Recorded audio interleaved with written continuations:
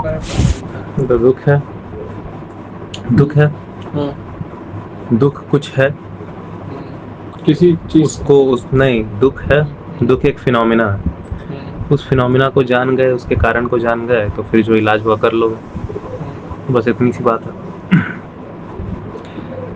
ठीक है।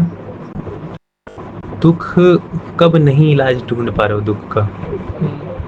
दुख का जो असली वाला इलाज है, जो कि डिस्ट्रैक्शन नहीं है, ध्यान भटकाने से नहीं कि उत्तेजना यहाँ पे ले रहे हैं, शारीरिक एक्साइटमेंट, उत्तेजना यहाँ पे ले रहे हैं, एक्साइटमेंट ले रहे हैं, तो फिर ध्यान वहां से भटक गया। ध्यान भटकाना नहीं, ध्यान भटकाने में पैर में कैंसर हुआ है, मान लो कहीं पे शरीर में कैंसर है, अब तुम यहाँ से ध्यान भटका के कुछ उत्तेजना ले रहे हो शरीर की, कुछ बॉडी एक्साइटमेंट में तुम खोए हुए हो। हाँ, तो उसमें ध्यान तो हट जा रहा है, लेकिन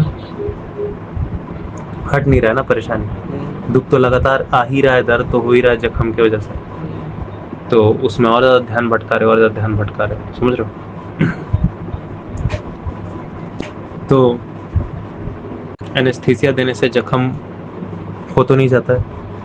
हाँ, एनेस्थीसिया काम आता है ताकि आगे चल के फिर ध्यान भटकाना भी काम आ सकता है, ताकि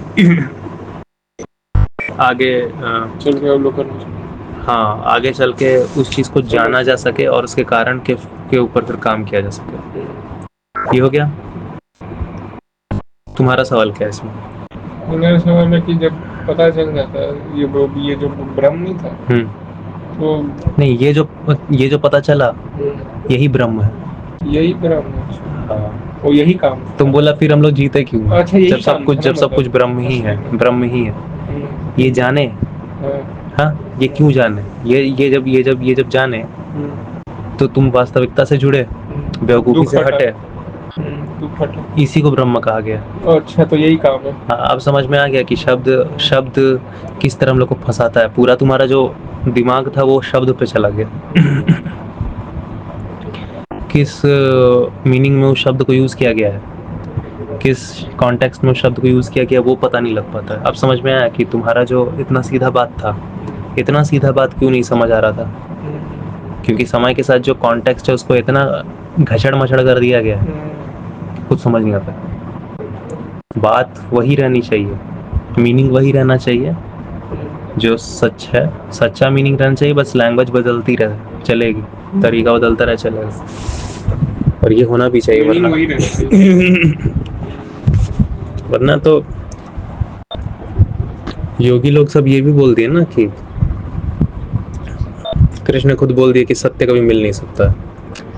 तो आम आदमी क्या कर लिया, मेजॉरिटी जो ना समझ लोग हैं, मंदबुद्धि लोग सब ये कर लिया है कि अरे जब साला सत्य मिल ही नहीं सकता तो खोज के करेंगे क्या, जियो ना यार, उत्तेजना लेते रहो, शारीरिक उत्तेजना, मेरे बच्चे, बच्चों की नौकरी, बच्चों की नौकरी में बच्चों के बच्चे, बच्चों का सेक्स, मेरा सेक्स, हाँ, मेरा पकौड़ी, जबान का टेस्ट, हाँ, मेरा डोप, कान में म्यूजिक, हर चीज शरीर में ही रहो ना, कहाँ जाना उड़ के, बिना ये जाने कि साले तुम ये सब कर ही रहा है, इतना ज्यादा कर ही रहा है तुम कि बच्चा उसका बच्चा और रुक भी नहीं रहा है, कि रोज ही शारीरिक उत्तेजना लेते हो फिर रोज वापस आ जाते हो, क्योंकि हाँ, जान नहीं रहा कि जो सत्य है, शांति है, वो नहीं मिल सकती है, लेकिन तुम बेचैनी से हट के ही ऑटोमेटिक शांत हो जाते हो। और वो यहाँ पे ये नहीं बताया जा रहा है, इस श्लोक के द्वारा ये समझाया जा रहा है कि शांति रोज पानी होती है। शांति कोई एक परमानेंट चीज नहीं होती, जैसे कोई भी चीज दुनिया में परमानेंट नहीं होती, समझा? तो प्रज्ञान में इसमें जीने के ही बारे में बात है, ये एक रियलिटी है। तुमको एक प्रॉब्लम जाती है, दूसरी प्रॉब्लम आती है, पूरी तरह से मरने दम तक तुमको रोज मुक्त होना होता है, हाँ, हर स्थिति को जान के, उसके कारण को जान के।